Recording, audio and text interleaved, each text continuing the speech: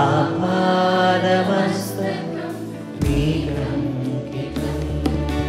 శరణం నీ చరణం, శరణం నీ చరణం,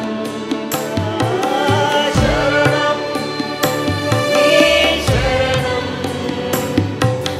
శరణం నీ చరణం.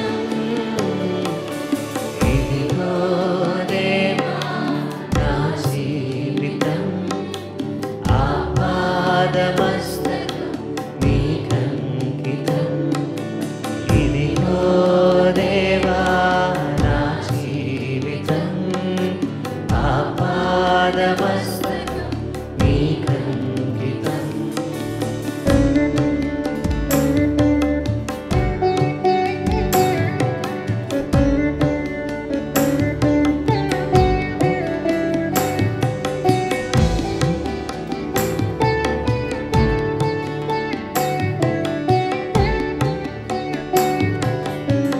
పలుమార్లు వైదొలగిన పలుమార్లు వైదొలగినాను నీ పరలోక దర్శనము నుండి.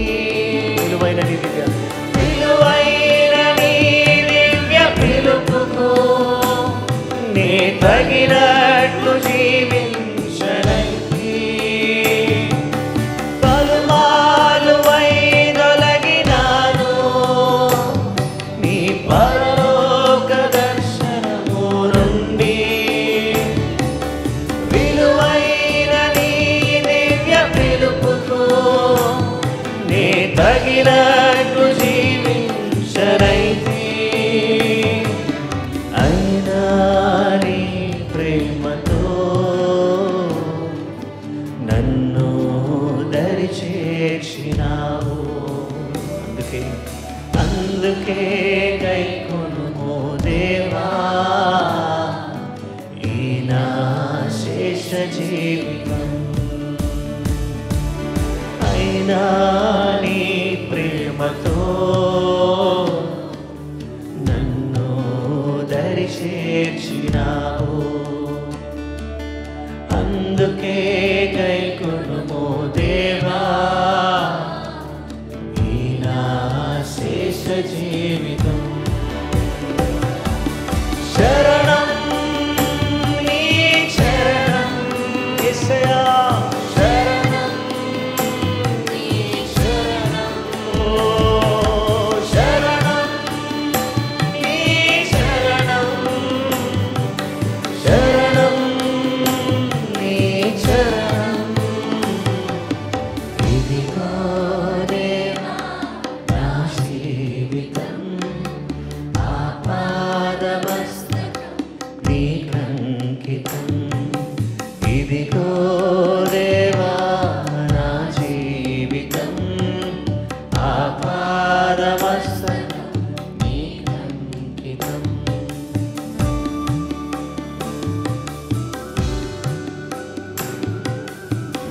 యేసయ్యా మీకే స్తోత్రం తండ్రి, మీకే వందనాలు. మమ్మల్ని మేము నీకు సంపూర్ణంగా సజీవ యాగముగా మీకు సమర్పించుకుంటున్నామని రెండు చేతుల పైకి హృదయపూర్వకంగా దేవుని స్తుతిద్దామని ప్రతి ఒక్కరు ఏ ఒక్కరు ఆలోచన కూడా యేసయ్యా మీకే స్తోత్రం తండ్రి.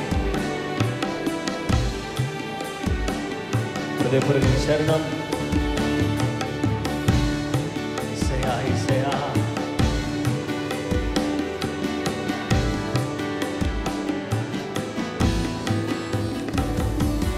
శరణం నీ చరణం, శరణం నీ చరణం, శరణం నీ చరణం యేసయ్యా, శరణం నీ చరణం, దేవా దేవా దేవా, శరణం నీ చరణం, శరణం.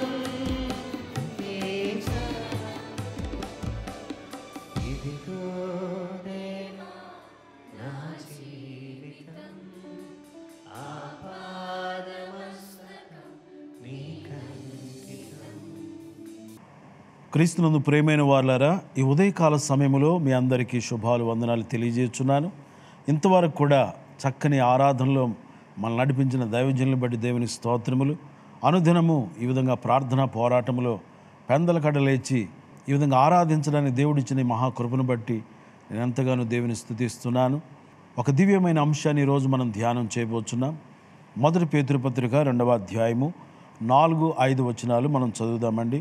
మనుషుల చేత విసర్జింపబడినను దేవుని దృష్టికి ఏర్పరచబడినదియు అమూల్యమును సజీవమునైన రాయియగు ప్రభువునదుకు వచ్చిన వారై యేసుక్రీస్తు ద్వారా దేవునికి అనుకూలములగు ఆత్మ సంబంధమైన బలులను నర్పించుటకు పరిశుద్ధ యాజకులుగా ఉండునట్లు మీరును సజీవమైన రాళ్లవలె నుండి ఆత్మ సంబంధమైన మందిరముగా కట్టబడుచున్నారు. సజీవమైన రాయి అనే అంశాన్ని ఈరోజు మనం ధ్యానం చేయబోతున్నాం. ప్రియులారా, యేసుక్రీస్తు ప్రభువారు సర్వమానవాళి కొరకు కలువరి శిలువలో ఆయన ప్రాణము పెట్టి చనిపోయి సమాధి చేయబడి 3వ దినమున మృత్యుంజయుడే తిరిగి లేచుడు ద్వారా ఆయన సజీవమైన రాయిగా పిలువబడుచున్నారు. సజీవమైన రాయి అనే అంశములో మన ధ్యానములో మొదటి మాట వచ్చే రాయిగా ఆయన ఉన్నాడు. యేసుక్రీస్తు ప్రభువారు మనతో పాటు వచ్చే రాయిగా ఉన్నాడు. పరలోకము నుండి భూలోకమునకు వచ్చిన రాయిగా యేసు ప్రభువారు ఉన్నారు. ఆ రాయి అయిన యేసు ప్రభువారు మనతో వచ్చే రాయిగా ఉన్నాడు. ఆయన మనతో రావాలి అంటే మనము ఆయన యొద్దకు రావాలి. మనం ఆయన యొద్దకు వచ్చిన వారమై ఆయన ఇచ్చే రక్షణ భాగ్యమును పొందుకుంటే ఆయన మనతో వచ్చే దేవుడై ఉన్నాడు.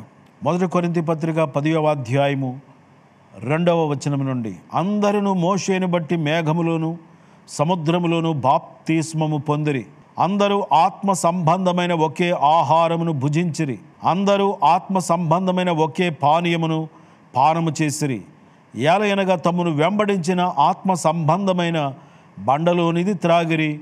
ఆ బండ క్రీస్తే. యేసుక్రీస్తు ప్రభువారు ఒక బండగా ఉన్నట్లుగా మనము చూస్తున్నాం. పాత నిబంధన కాలములో ఆయన ఇశ్రాయేలు సంఘమును ఆయన వెంబడించిన బండగా ఉన్నాడు. వెంబడించుచు వారి అవసరతలు తీర్చిన బండగా యేసు ప్రభువారు ఉన్నారు. వారికి సహాయం చేసిన బండగా, సహాయపు రాయిగా, ఎబెనేజరుగా యేసు ప్రభువారు ఉన్నారు. ప్రియులరా, అందరూ ఆత్మ సంబంధమైన ఒకే పానీయమును పానము చేసిరి. ఆత్మ సంబంధమైన ఒకే ఆహారమును భుజించారు, ఒకే పానీయమును పానము చేశారు. ఏలైనగా తమను వెంబడించిన ఆత్మ సంబంధమైన బండలోనిది త్రాగిరి. ఆ బండలో నుంచి వచ్చిన జీవజలములను ఇశ్రాయేలు ప్రజలు త్రాగి ఉన్నారు. మన కొరకై కొట్టబడిన బండ, మన కొరకై చేల్చబడిన బండ, ఆ బండలో నుండి వచ్చిన రక్తమును మనము పానము చేయుచున్నాము. రక్షణ పొందిన మనము ఆయన రక్త మాంసములలో పాలు పంపులు పొందుచు ఉన్నటువంటి మనతో ఆయన వచ్చే దేవుడై ఉన్నాడు. ఆయన మనల్ని వెంబడించే దేవుడుగా ఉన్నాడు. పాత నిబంధన కాలంలో సంఘమును ఆయన వెంబడించాడు. ఇప్పుడు మనము యేసును వెంబడించే వారిగా మనం ఉండాలి. ఆయన మనలను వెంబడించే దేవుడుగా, మనతో వచ్చే దేవుడుగా ఆయన ఉన్నాడు. మనము ఆయనను ఆహ్వానించినట్లయితే ఆయన మనతో వచ్చే దేవుడై ఉన్నాడు. నిర్గమకాండము 33వ అధ్యాయము 13వ వచనము.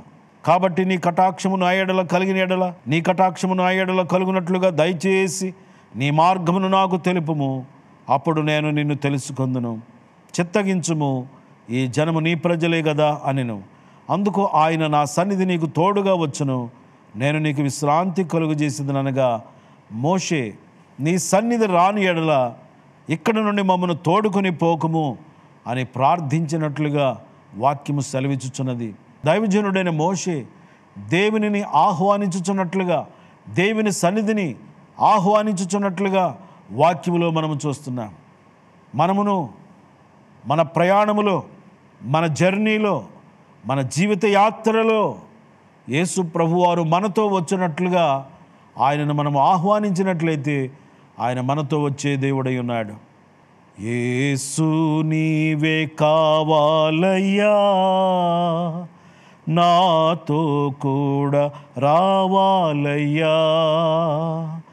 యేసు నీవే కావాలయ్యా, నాతో కూడా రావాలయ్యా. ఘనుడా నీ దివ్య సన్నిధి నాను ఆదుకొనే నా పెన్నిధి. ఘనుడా నీ దివ్య సన్నిధి నాను ఆదుకొనే నా పెన్నిధి, నీవే కావాలయ్యా, నాతో రావాలయ్యా, నీవే కావాలయ్యా, నాతో రావాలయ్యా, యేసు నీవే కావాలయ్యా, నాతో కూడా రావాలయ్యా. నీవే నాతో వస్తే దిగులు నాకుండదు, నీవే నాతో వస్తే దిగులు నాకుండదు, నీవే ఆజ్ఞాపిస్తే తెగులు నన్నంటదు, నీవే ఆజ్ఞాపిస్తే తెగులు నన్నంటదు, నీవే కావాలయ్యా, నాతో రావాలయ్యా, నీవే కావాలయ్యా, నాతో రావాలయ్యా, యేసు నీవే కావాలయ్యా, నాతో కూడా రావాలయ్యా. ఎంతమందికి యేసు ప్రభువారు కావాలి? యేసయ్యా నువ్వు నాకు కావాలి, నువ్వు నాతో రావాలి అని ఎంతమంది ఆహ్వానిస్తారో ఆయన వారితో వచ్చే దేవుడై ఉన్నాడు. హల్లెలూయా. ఎన్నో రాళ్ళు ఉన్నవి, ఆ రాళ్ళు అక్కడే స్థిరంగా ఉండిపోవచ్చున్నవి. ఆ రాళ్ళు మనతో రావు, పిలిచినా రావు. యేసయ్యని పిలిస్తే మనతో వచ్చే రాయిగా ఆయన ఉన్నాడు. ఆయన మనతో రావడానికి ఇష్టపడుచున్నాడు. వచ్చే రాయి యేసు ప్రభువారు. ఆమేన్. హల్లెలూయా. నీవే నాతో వస్తే కొరత నాకుండదు, నీవే ఆజ్ఞాపిస్తే క్షయత నన్నంటదు అని భక్తుడు పాడుచున్నాడు. నీవే నాతో వస్తే వాటమి నాకుండదు, నీవే ఆజ్ఞాపిస్తే చీకటి నన్నంటదు. గనుక నీవే కావాలయ్యా, నాతో రావాలయ్యా, యేసు నీవే కావాలయ్యా, నాతో కూడా రావాలయ్యా. మన ప్రయాణాలలో యేసును మనం ఆహ్వానించాలి. మన ఇంటిలోనికి యేసును మనం ఆహ్వానించాలి. ఆయనను ఆహ్వానిస్తే ఆయన మన ఇంటిలోనికి వచ్చే దేవుడు. జక్కయ్య త్వరగా దిగుము, నేడు నేను నీ ఇంట నుండవలసినదని జక్కయ్యతో చెబితే వెంటనే త్వరగా దిగి జక్కయ్య మేడి చెట్టు ఎక్కి కూర్చున్నాడు. త్వరగా దిగి సంతోషముతో యేసును తన ఇంటిలో చేర్చుకొని ఉన్నాడు. యేసు ప్రభువారు మనతో వచ్చే దేవుడు. ఆయన వస్తే మన ఇంటికి రక్షణ, ఆయన మన ఇంటికి వస్తే మన ఇంటికి రక్షణ. యేసయ్య వస్తే మన జీవితంలో యుద్ధమా ఆయనే చూసుకుంటాడు, కొరతలా ఆయనే చూసుకుంటాడు, ఏ సమస్య ఉన్నా కూడా ఆయనే చూసుకునే దేవుడుగా ఉన్నాడు. కనుక ఆయనను ఆహ్వానిస్తాం. వచ్చే రాయిగా యేసు ప్రభువారు ఉన్నారు. ఎన్నో రాళ్ళు ఉన్నాయి, కానీ ఆ రాళ్ళ దగ్గరికి వెళ్ళి రాయి రాయి నువ్వు నాతో రావా అంటే ఆ రాయి నీతో రాదు. అది రావాలంటే దాన్ని మోసుకొని పోవాలి. కానీ యేసు ప్రభువారు నడిచే రాయి, ఆయన సజీవమైన రాయి, ఆయన మనతో వచ్చే రాయిగా ఉన్నాడు. ఇక రెండవ మాట, ఆయన మనతో వచ్చి ఇచ్చే రాయిగా ఉన్నాడు. మొదటి మాట వచ్చే రాయి, రెండవదిగా ఇచ్చే రాయి. నరులను ప్రేమించి భూమిని ఇచ్చి ఉన్నాడు ఆయన. నరులందరిని ప్రేమించి ఆయన భూమిని నరులకు ఇచ్చి ఉన్నాడు. మనం అడగకుండానే ఇచ్చేశాడు. అడగకుండానే చాలా ఇచ్చాడు మన దేవుడు. ఈ భూమిని ఇచ్చాడు. ఈ భూమి మీద నివసించుటకు కావలసిన వనరులను ఇచ్చాడు. గాలినిచ్చాడు, ఊపిరినిచ్చాడు, ప్రియులరా నీటినిచ్చాడు, సూర్యరశ్మిని, సూర్యుని, చంద్రులను, నక్షత్రములను ఆయన అనుగ్రహించాడు. ఆహారం ఇచ్చుచున్నాడు. నీరు, గాలి, ఆహారము, ఈ భూమి మీద నివసించడానికి ఊపిరి, ప్రాణమును ఇచ్చిన దేవుడుగా ఉన్నాడు. ప్రియులరా యేసు ప్రభువారు ఈ లోకమునకు వచ్చి తన ప్రాణమునే మన కొరకు బలిగా ఇచ్చి రక్షణ భాగ్యమును ఇచ్చుచున్నారు. ఇచ్చే రాయిగా ఉన్నాడు. ఈ రాయి దగ్గరికి మనం వస్తే ఆయన మనతో వచ్చి అన్నీ కూడా మనకి ఇచ్చే దేవుడుగా ఉన్నాడు. రక్షణ, స్వస్థత, విడుదల, నెమ్మది, ఆదరణ, దీర్ఘాయుష్యును, ఆశీర్వాదములను, ఆనందమును, ఆహారమును, ఆహార్యమును, రక్షణ భాగ్యమును, ఆరోగ్య భాగ్యమును, సంతాన భాగ్యమును, సన్నిధి భాగ్యమును, విశ్వాస భాగ్యమును విలువైన వాగ్దానములను ఆయన మనకిచ్చే దేవుడై ఉన్నాడు. అన్నీ దేవుడు ఇచ్చినవే. నాదంటూ లోకాన ఏదీ లేదయ్యా, ఒకవేళ ఉందంటే నీవిచ్చినదే ప్రభువా. నాదంటూ లోకాన ఏదీ లేదయ్యా, ఒకవేళ ఉందంటే నీవిచ్చినదే ప్రభువా. నీదే నీదే బ్రతుకంతా నీదే, నీదే నీదే బ్రతుకంతా నీదే. నాకు ఉన్న సామర్థ్యం, నాకు ఉన్న సౌకర్యం, నాకు ఉన్న సౌభాగ్యం, నాకు ఉన్న సంతానం, ఆరగించే ఆహారం, అనుభవించే ఆరోగ్యం, ఆరగించే ఆహారం, అనుభవించే ఆరోగ్యం కేవలం నీదేనయ్యా, కేవలం నీదేనయ్యా. నాదంటూ లోకాన ఏదీ లేదయ్యా, ఒకవేళ ఉందంటే నీవిచ్చినదే ప్రభువా.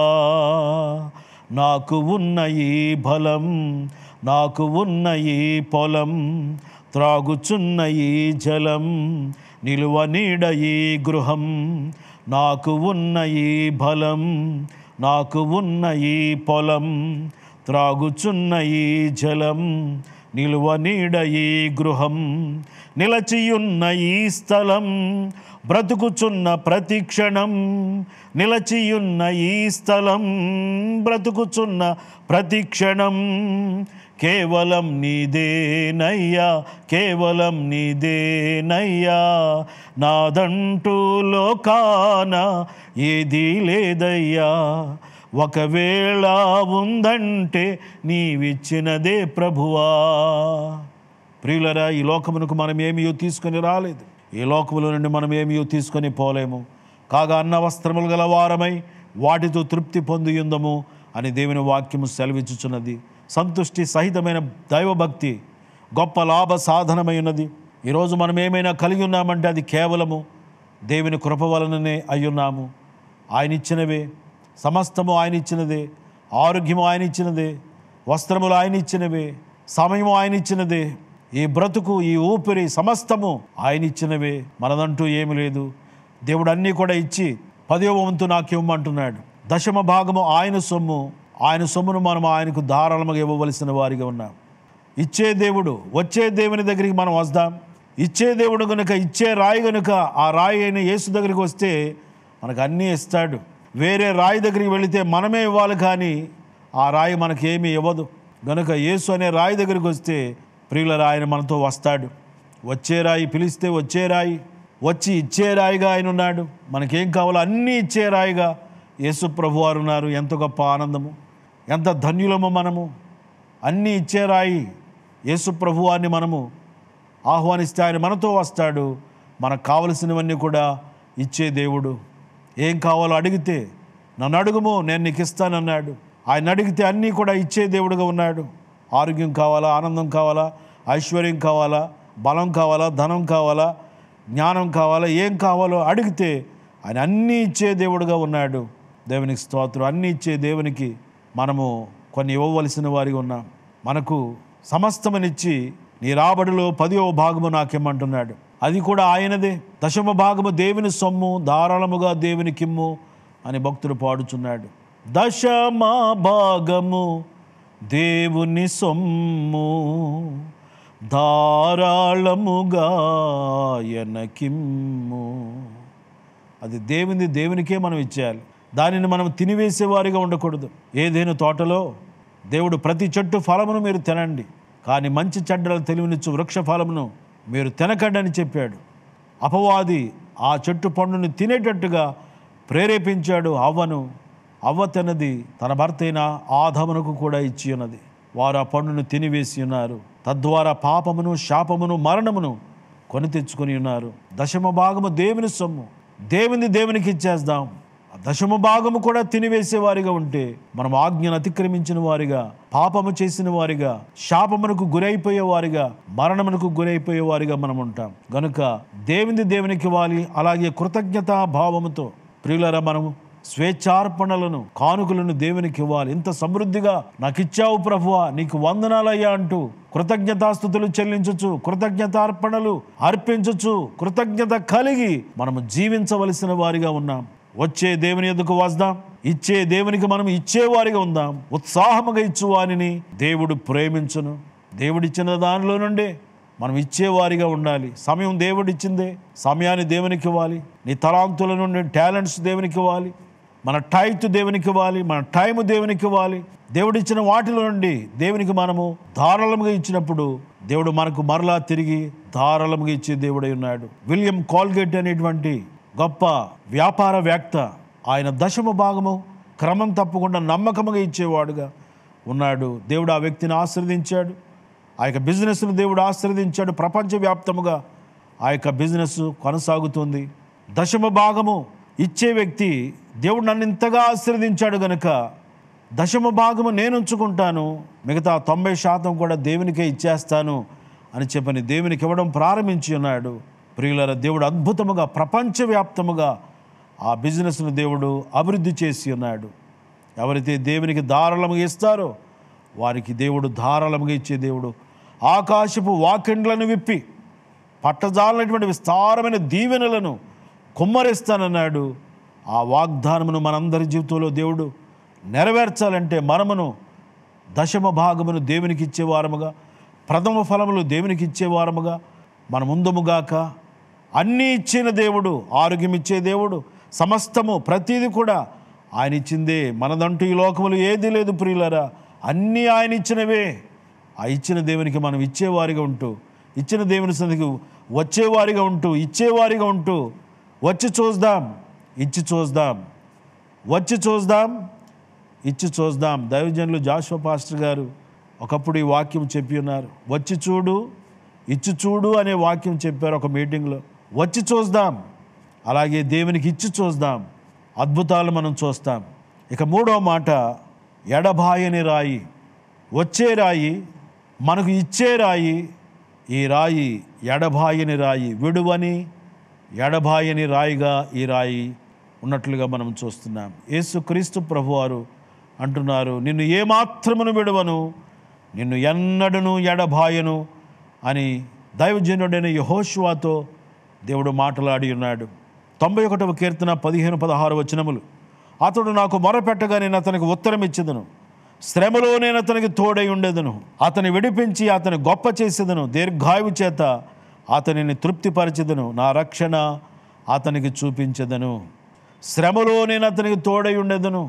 ప్రియులారా, మనకు శ్రమలు కలుగ్గానే మన సొంత వారై ఉండవచ్చు, మన బంధువులై ఉండవచ్చు, నీ రక్త సంబంధికులు, నా అనుకునేవారు నిన్ను విడిచిపెట్టి దూరంగా వెళ్ళిపోయారేమో, నీ ఒంటరిగా ఉన్నావేమో. అందరూ నిన్ను విడిచిపెట్టి వెళ్ళిపోయినా యేసు ప్రభువారు నీ చేయి విడిచిపెట్టే దేవుడు కాదు. నిన్ను ఏమాత్రమును విడువను, నిన్ను ఎన్నడను ఎడబాయనని ఆయన వాగ్దానం చేసి ఉన్నాడు. శ్రమలోనైనా ఆయన మనల్ని విడిచిపెట్టే దేవుడు కాదు. నడిపిస్తాడు నా దేవుడు, శ్రమలోనైనా నన్ను విడువడు. నడిపిస్తాడు నా దేవుడు, శ్రమలోనైనా నన్ను విడువడు. అడుగులు తడబడిన, అలసట పైబడిన, అడుగులు తడబడిన, అలసట పైబడిన, చేయి పట్టి వెన్ను తట్టి చక్కని ఆలోచన చెప్పి, చేయి పట్టి వెన్ను తట్టి చక్కని ఆలోచన చెప్పి నడిపిస్తాడు నా దేవుడు. శ్రమలోనైనా నన్ను విడువడు. నడిపిస్తాడు నా దేవుడు, శ్రమలోనైనా నిన్ను విడువడు. ప్రియులారా, ఎటువంటి శ్రమల గుండా నువ్వు వెళ్ళుచున్నప్పటికీ ఆయన నీతో వచ్చి నీకు కావలసినవన్నీ ఇచ్చి నిన్ను విడిచిపెట్టకుండా నీతోనే ఉంటానంటున్న దేవుడు. నేను నీతోనే ఉంటాను, సదాకాలము యుగ సమాప్తి వరకు నేను నీతో ఉంటాను అని వాగ్దానం చేసిన దేవుడు. వాక్యంలో మనం చూస్తున్నాం, హెబ్రీ పత్రిక 13వ అధ్యాయం 5వ వచనం నుండి, ధనాపేక్ష లేని వారై మీకు కలిగిన వాటితో తృప్తి పొందియుండుడి, నిన్ను ఏమాత్రమును విడువను, నిన్ను ఎన్నడూను ఎడబాయనని ఆయనే చెప్పాను కదా. కాబట్టి ప్రభువు నాకు సహాయుడు, నేను భయపడను, నరమాత్రుడు నాకేమి చేయగలడు అని మంచి ధైర్యంతో చెప్పగలవారమై ఉన్నాము. ప్రభువు మనకు సహాయుడు, యేసే మనకు సహాయుడు, నమ్మదగిన దేవుడు, విడువనన్న దేవుడు, నిన్ను ఏమాత్రం ఎడబాయనన్న దేవుడు, మనకు సహాయము చేయుటకు, మనలను ఆదుకొనుటకు ఆయన సిద్ధముగా ఉన్నాడు. నీతోనే ఉంటానంటున్నాడు. ఎనీ టైము ఏటీఎం మిషన్ వలె ఆయన మనతోనే ఉన్నాడు, మన ప్రక్కనే ఉన్నాడు. నేను నీతోనే ఉంటానంటున్నాడు. ఏ టైంలో వచ్చి మొరపెట్టినా సమయోచితమైన సహాయము, కృపా సింహాసనం మీద ఆయన కూర్చొని ఉన్నారు. కృప చూపించుటకు ఐశ్వర్యవంతుడుగా ఆయన ఉన్నాడు. మధ్యరాత్రి టైంలో వచ్చి మొరపెట్టినా ఆయన మనకు సహాయం చేసే దేవుడై ఉన్నాడు. టైమ్లీ హెల్ప్ చేసే దేవుడుగా ఆయన ఉన్నాడు. గనుక ధనాపేక్ష లేని వారమై యుందుముగాక, కొండంత దేవుడు మనకు అండగా ఉన్నాడని మనము ధైర్యంతో ముందుకు సాగుదుముగాక. విడువని దేవుడు మనకున్నాడు. అందరూ నిన్ను విడిచిపెట్టి వెళ్ళిపోవచ్చు, ఆయన నిన్ను విడువనంటున్నాడు. విడువనంటున్న దేవునిని నీవు కూడా విడిచిపెట్టకుండా, నిన్ను మరువను అంటున్న దేవుని నీవు కూడా మరిచిపోకుండా, నిన్ను ఏమాత్రమును ఎడబాయను అన్న దేవుని మనం కూడా ఎడబాసి వెళ్ళిపోకుండా ఆయనను హత్తుకొని వెంబడించే వారిగా మనం ఉంటే గొప్ప ఆదరణ, ఆనందము, ఆశీర్వాదమును మనం పొందుకుంటాం. అట్టి కృప దేవుడు మనకు దయచేయునుగాక.